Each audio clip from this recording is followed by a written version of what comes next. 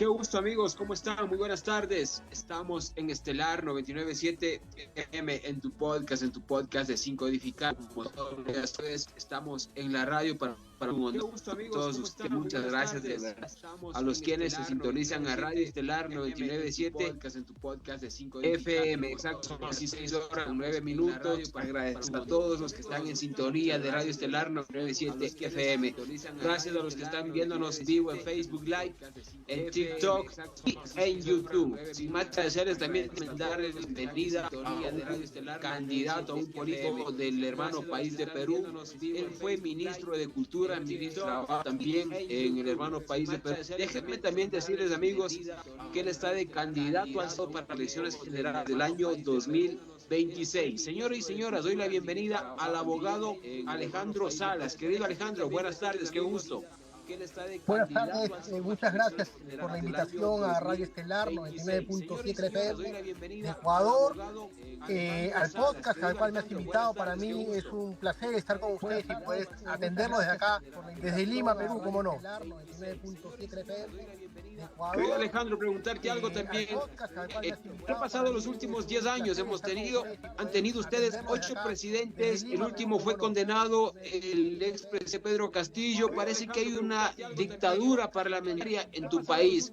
Cuéntame, ¿qué está pasando y cuál es la situación política que está pasando Perú? En realidad la explicación podría ser hasta sencilla. Hay la hija de un dictador que se llama Keiko Fujimori, que su padre fue Alberto Fujimori, que viene postulando en todos estos últimos procesos electorales y viene perdiendo, pero mete mucha bancada en el Congreso, ingresan muchos parlamentarios en cada proceso electoral que ella tiene. Entonces, por cada gobierno que se da, lo que hace este Congreso es desestabilizar. ¿Por qué? Porque les interesa tener el control del poder del país, los ministerios, los cargos públicos, y la única manera de hacerlos es asumiendo el Ejecutivo. Pero como no pueden asumir el Ejecutivo porque pierden las elecciones, lo que hacen es desestabilizar a los gobiernos que en urnas ganan la elección. Y es así como hace 10 años nuestro país viene viviendo una hecatombe política que de una u otra manera hace que tengamos los presidentes que debemos haber tenido en 40 años. Entonces, esta situación es lamentable, pero por supuesto que tiene nombre y tiene apellido, ¿no? Y se llama Keiko Fujimori, que para sus componentes se une con otros políticos como Alianza para el Progreso, de César Acuña, como Acción Popular, como Somos Perú, y otros partidos que obviamente no sacan la bancada que saca ella, pero buscan desestabilizar el país, tomar el control, y al presidente que entra le hacen la vida imposible con la finalidad de poder sacarlo. El actual presidente que tenemos, José Gerí, es un presidente que pertenece a una bancada que solamente metió 5 parlamentarios de los 130. Pero lleva el encargo al fujimorismo, es decir, está encargado del fujimorismo. Por eso nosotros decimos que Keiko Fujimori, en este proceso electoral, está buscando la reelección, porque todos estos gobiernos han sido de ella. Eso es lo que está pasando en el país. Por eso nosotros decimos que Keiko Fujimori, en este proceso electoral, está buscando por favor, parece que Keiko también, una de las no sé si Alejandro tiene algún dispositivo para que bajen el volumen, que no haya nada. Y seguimos la entrevista. Querido Alejandro, en esa línea yo preguntarte algo. Nuevamente se anuncia que la señora Keiko Fujimori será candidata nuevamente para ¿ella lo hace por tener opciones reales de ganar la presidencia o lo hace netamente porque ella trata de abarcar más congresistas y diputados para ella poder tener el control político en el país de Perú? ¿Cómo tú analizas eso? Claro, para ella cada candidatura presidencial es un negocio, ¿no? Ella ya tuvo inclusive procesos judiciales devenidos de aporte de campaña de esta empresa corrupta llamada Odebrecht, en donde antes de ser presidenta empezó a empeñar al Perú y recibió pues aportes millonarios de Odebrecht, que nunca los declaró y tuvo un proceso judicial por el cual inclusive tuvo prisión preventiva. Pero nuevamente, Keiko Fujimori es una persona que no se le conoce trabajo, aportes millonarios de las cuotas partidarias. Ella gana un dinero por ser presidenta de su partido político. Entonces, Entonces cada parlamentario le da un monto dinerario que se los descuentan en planilla a cada fujimorista, y ella vive de eso, vive de la vida cómoda. Entonces para ella tener congresistas, para ella tener escaños, es un negocio, y esa es la verdad. Pero más negocio es cuando toma el control del país a través del Parlamento. Entonces para ella tener congresistas, para ella tener escaños, es un negocio, y esa es la verdad. Pero más negocio es cuando toma el control del país a través del Parlamento. Querido Alejandro, preguntarte también algo que está pasando y mencionarte qué está pasando con el presidente Martín Vizcarra, también licenciado por un delito que querido Alejandro, gobernador, preguntarte también algo que está pasando y por qué se le dicta, por qué la legislación en Perú no es como en Ecuador. Se supone que si no tienes una sentencia ejecutorial de un máximo tribunal no debería entrar en vigencia. ¿Por qué ya en primera instancia te suspenden los derechos políticos cuando no tienes una sentencia ejecutoriada? ¿Cómo funciona el sistema legal en el país de Perú?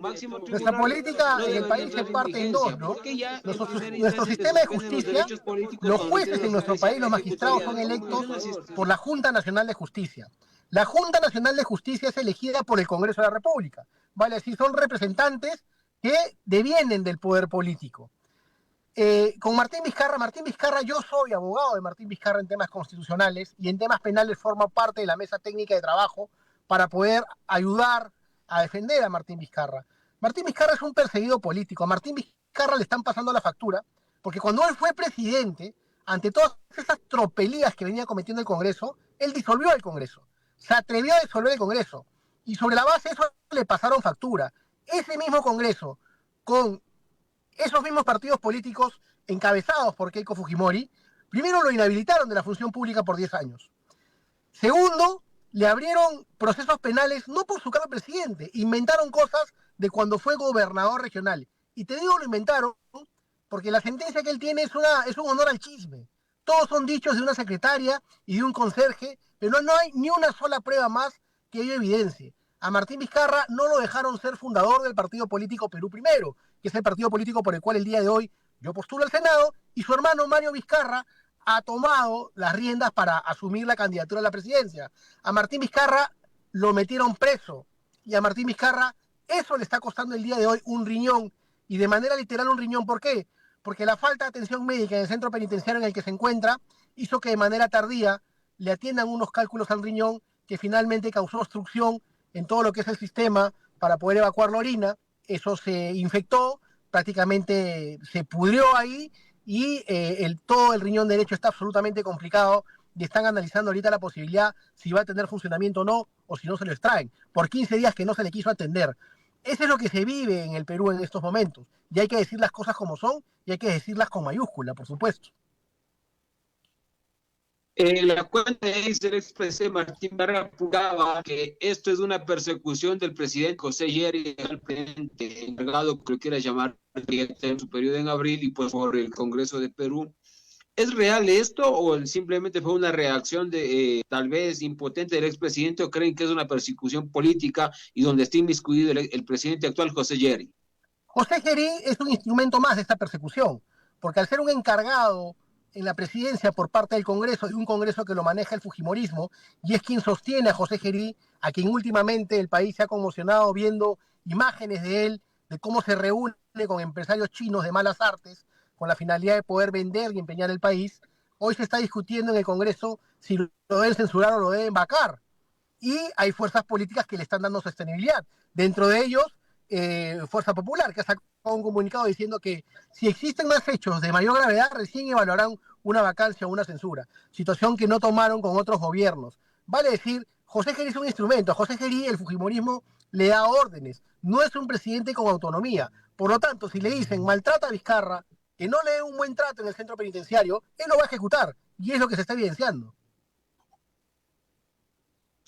El centro médico también fue cada vez para el expresidente Pedro Castillo, tenía bastante popularidad en Perú. Sin duda, él llegó siendo de status quo de la sociedad urbana, algo que llamó la atención.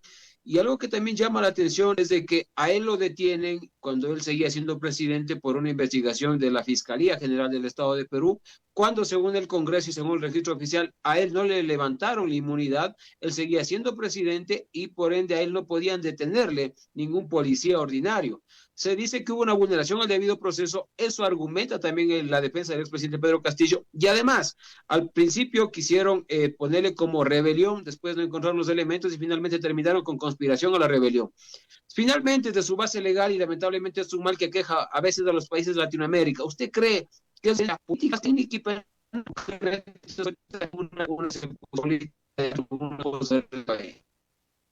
La última parte de tu pregunta no la he logrado escuchar bien, se entrecortó un poquito la comunicación, si podrías repetírmela, por favor. Sí, ya que la sentencia contra Pedro Castillo pronto una persecución política es netamente cree que es teco y sí se configuró el posible delito de conspiración a la rebelión. Te lo digo, yo fui ministro de Estado de Pedro Castillo y fui el primer ministro en renunciar cuando él lee de manera equívoca ese mensaje y ese discurso el 7 de diciembre, en donde efectivamente irrumpió el orden constitucional, porque independientemente de cómo estén copadas las instituciones de nuestro país, habían formas constitucionales de poder enfrentarlas, que era la disolución constitucional del Congreso.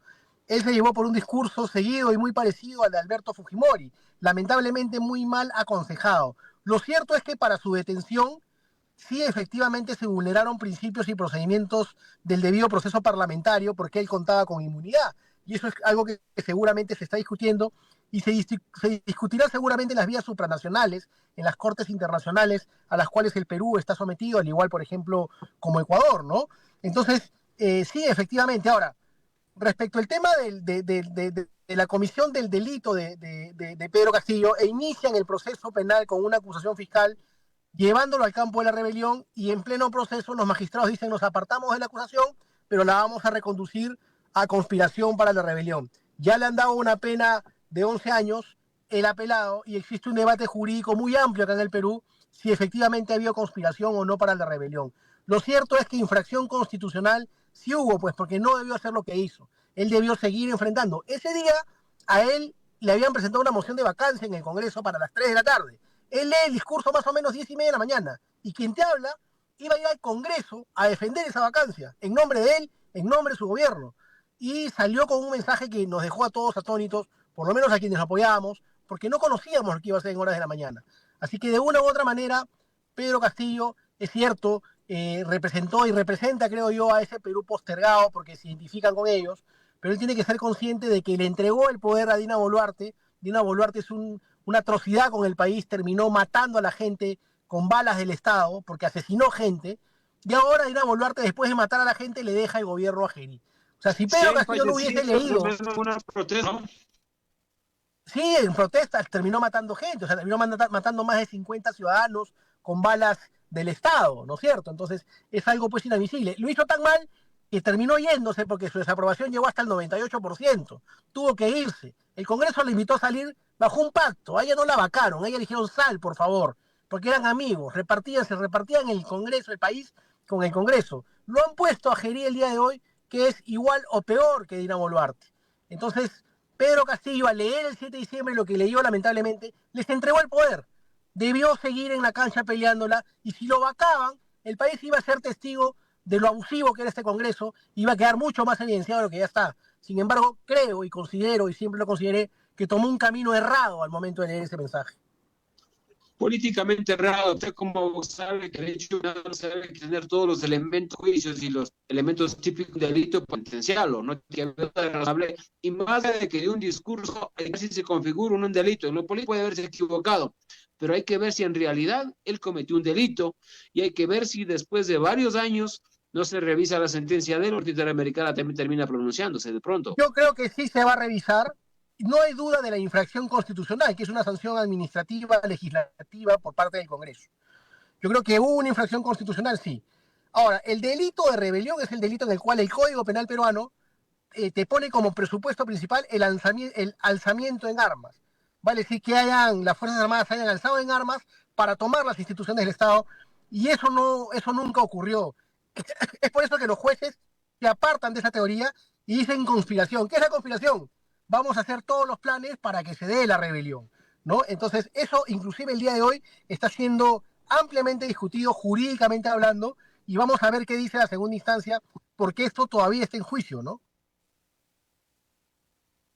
En este tipo, viendo lo que ha pasado con el expresidente Martín Vizcarra y lo que está pasando con el actual expresidente Pedro Castillo, pregunta algo, como abogado, como ciudadano, ¿para ese tipo de delitos se puede confiar en la justicia de Perú o cree que no hay independencia de la justicia para este tipo de delitos?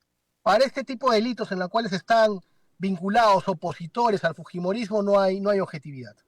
El Tribunal Constitucional está tomado, la Junta Nacional de Justicia está tomada por el fujimorismo. La Junta Nacional de Justicia evalúa a los jueces. El Tribunal Constitucional ejerce en el más alto rango la interpretación del campo constitucional y emite justicia constitucional, y los miembros del Tribunal Constitucional son elegidos por el Congreso de la República. Entonces, ahora último nada más en este proceso electoral, al hermano de Martín Vizcarra intentaron tacharlo.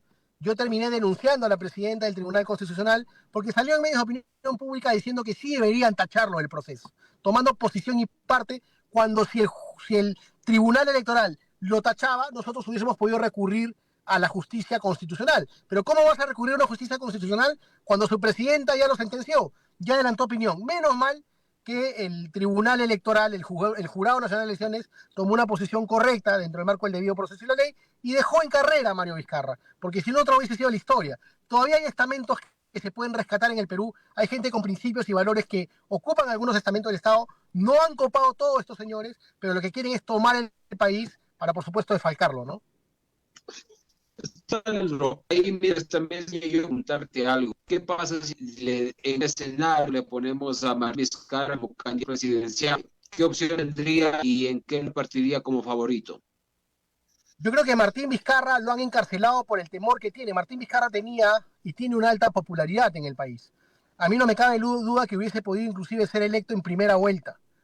Lamentablemente le ha venido todo este cargamontón de mal poder, del mal manejo de poder por parte de los opositores, y lo han sacado de la contienda. Tanto así que la gente, al saber que a él lo meten preso y coloca en su lugar, le da el encargo al hermano, a Mario Vizcarra, ingeniero también de la Universidad Nacional de Ingeniería acá del Perú, que tome las riendas del proyecto de Perú Primero.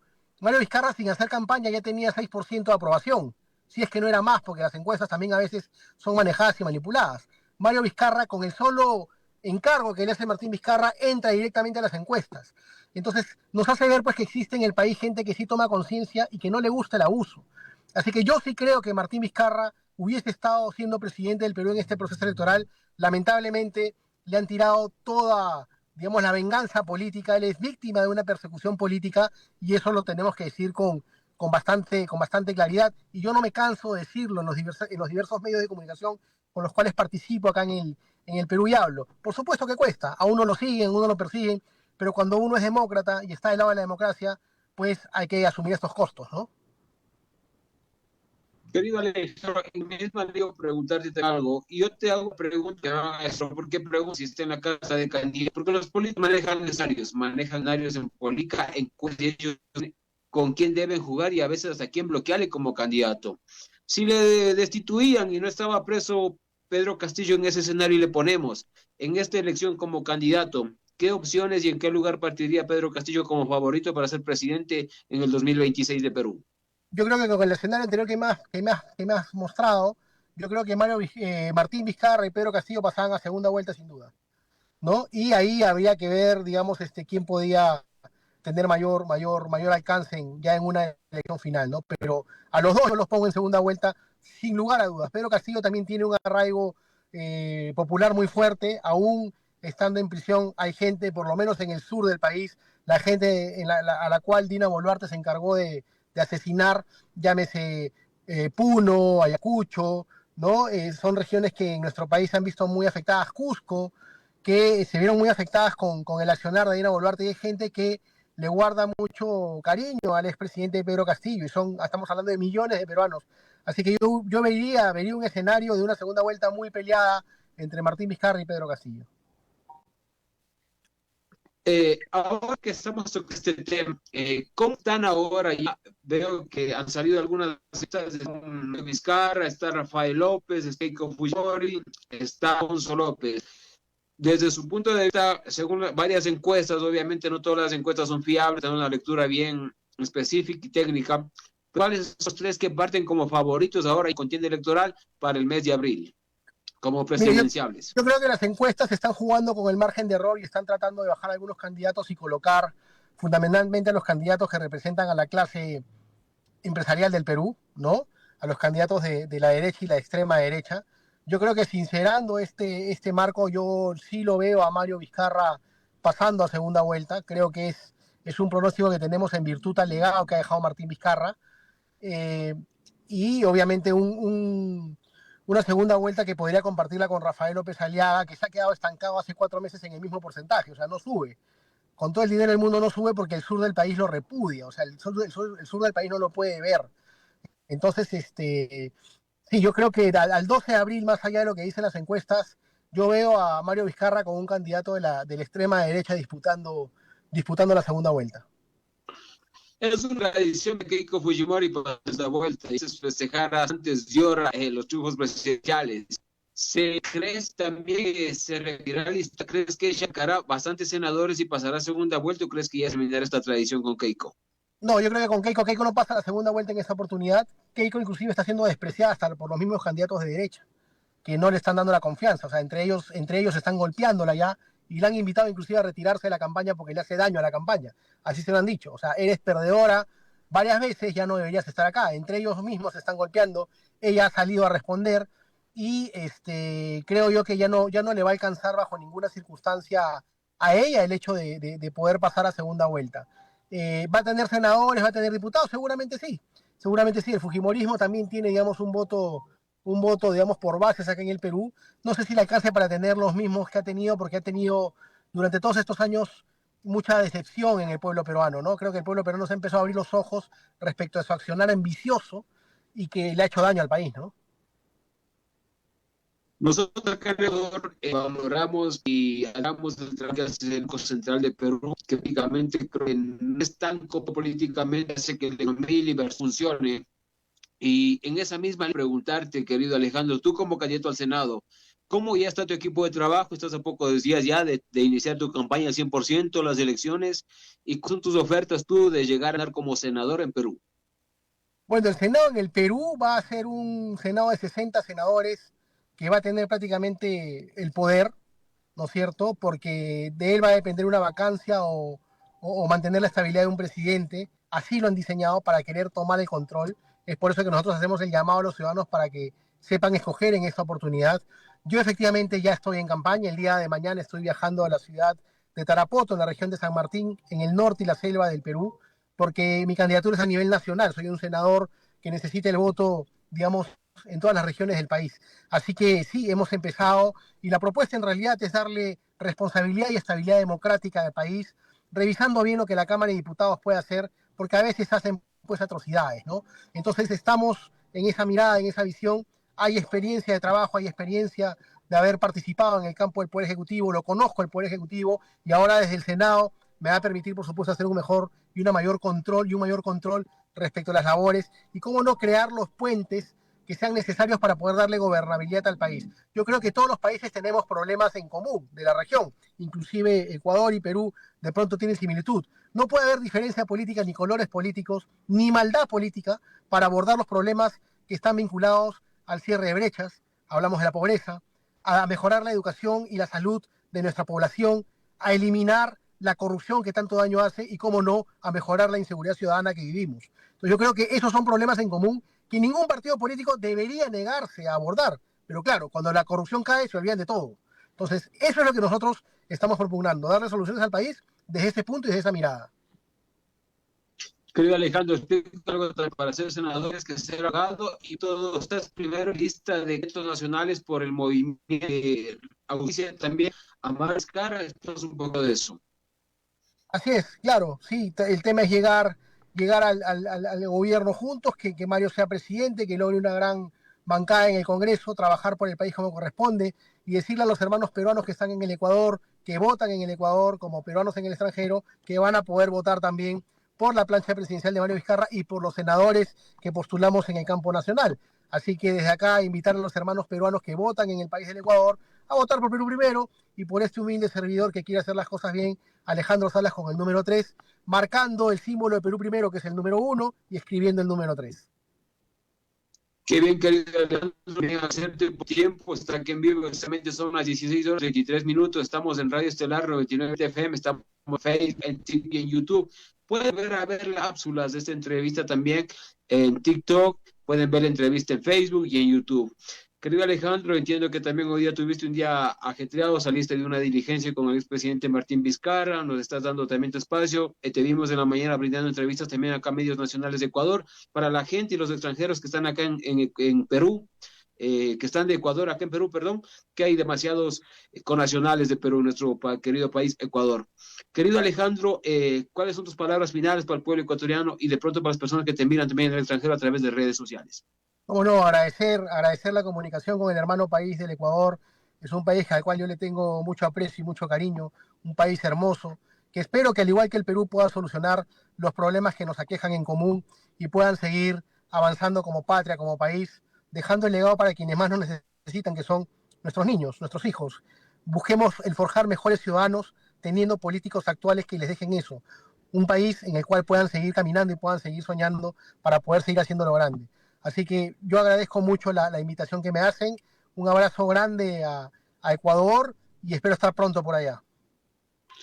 Querido Alejandro, hemos estado, señores y señores, con el ministro de Estado de Perú, ministro de Trabajo, ministro de Cultura, es el actual senador para el Senado de Perú para las elecciones de abril del 2026. Va por el movimiento político Perú Primero, si no me equivoco. Así es.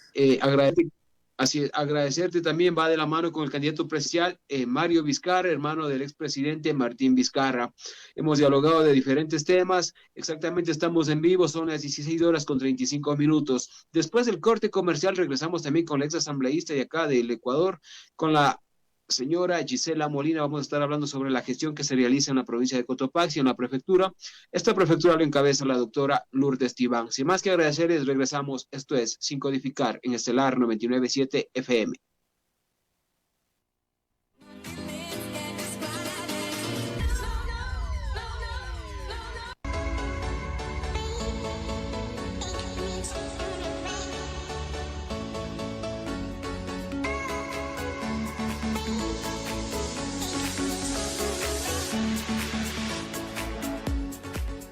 En Radio Estelar, inicio espacio publicitario.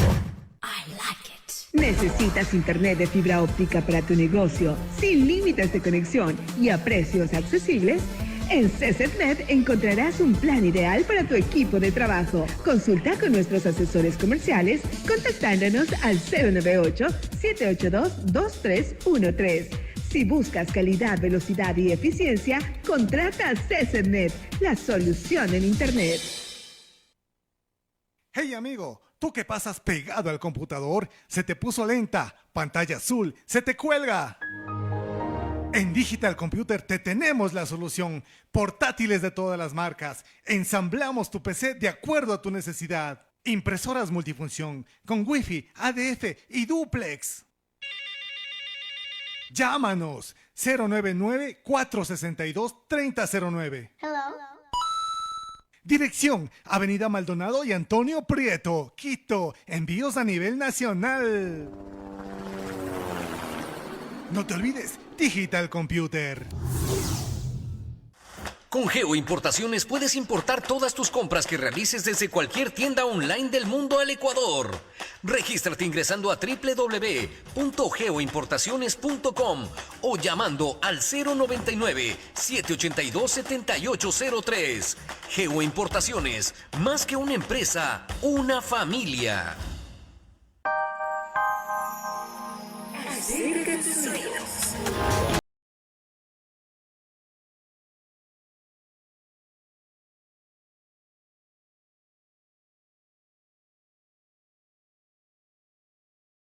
Tus oídos a una nueva forma de expresar el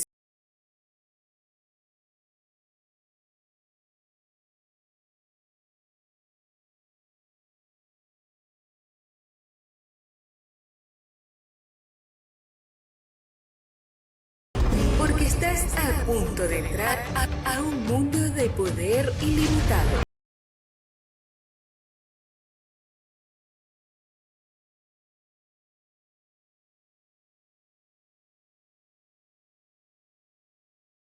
Vívelo aquí en Estelar 99.